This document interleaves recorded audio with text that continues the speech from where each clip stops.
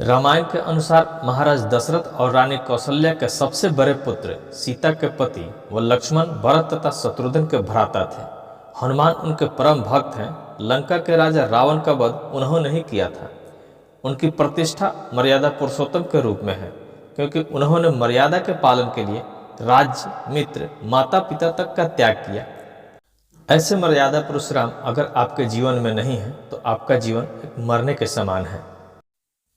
तुलसीदास जी ने रामचरितमानस में कई ऐसे रहस्य से पर्दा हटाया है और बताया है कि मनुष्य रूप में जन्म लेकर व्यक्ति कैसे अपने जीवन को सफल कर सकता है और किस तरह के कर्मों से मनुष्य को जीते जी और मरने के बाद कष्ट भोगना पड़ता है। इस वीडियो में रामचरितमानस के एक ऐसे प्रसंग की बात बताऊंगा जहां रावण को बाली के पुत्र अंगद ने सही राह दिखाने का प्रयास किया था और बताया था कि कौन सा मनुष्य जीते जी मरे हुए के समान है।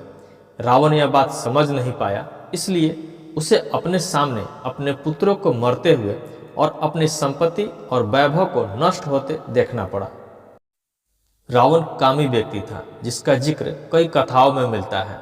इसने वेदवती से दुराचार करने का प्रयास किया था। रंभा नामक अप्सरा के साथ भी रावण का व्यवहार अनुचित था।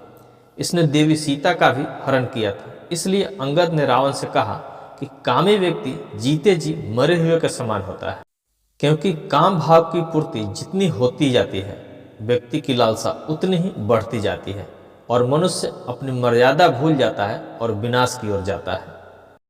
रावण अपने अहंकार में नकारात्मक विचारों वाला हो गया था और उसे सच्चाई सामने दिख नहीं रही थी, इसलिए वह भगवान राम की शक्ति को समझ नहीं पाया और वह अपने उल्टी सोच के कारण अपने विनाश की ओर बढ़ता रहा।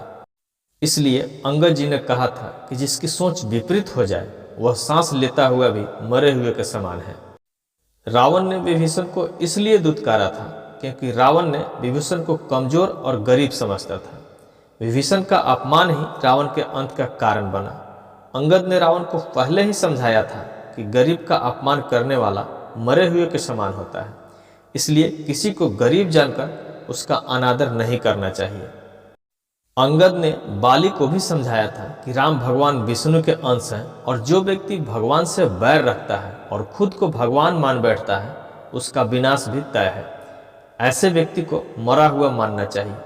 रावण ने भगवान राम को अपना दुश्मन मान लिया था और खुद को अजय अमर समझ बैठा था। इसका परिणाम विनाश हुआ। रावण के अत्याचार से ऋषि मुनि, सामान्य मनुष्य, यहाँ तक देवता भी पीड़ित थे।